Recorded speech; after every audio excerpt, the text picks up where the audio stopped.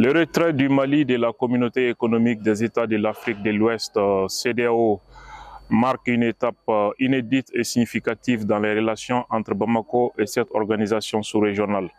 Après plusieurs mois de tensions politiques et diplomatiques, la CEDEAO a officiellement acté cette décision lors de la 66e session de la conférence des chefs d'État et de gouvernement tenue le 15 décembre 2024 à Abuja.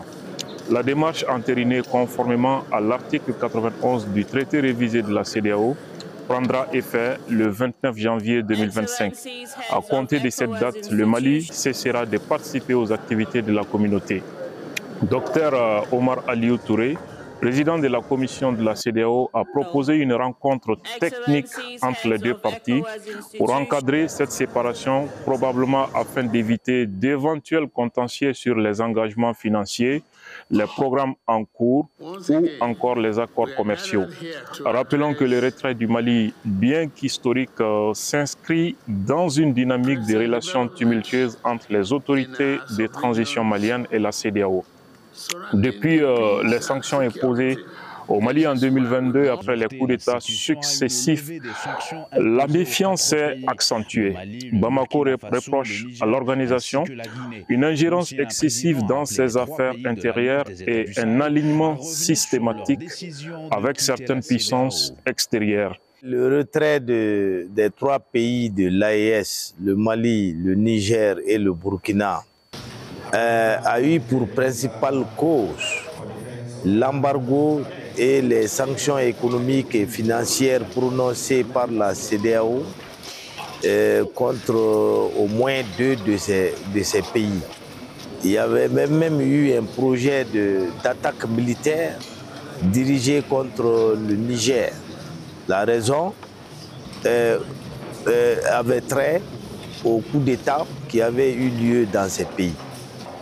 On comprend que la CEDEAO ait pris ces mesures-là en application du protocole sur la bonne gouvernance, mais ce qu'on n'a pas compris, c'est que la CEDEAO, avant comme aujourd'hui, ne fait rien pour faire respecter les constitutions et les lois nationales aux gouvernants en exercice.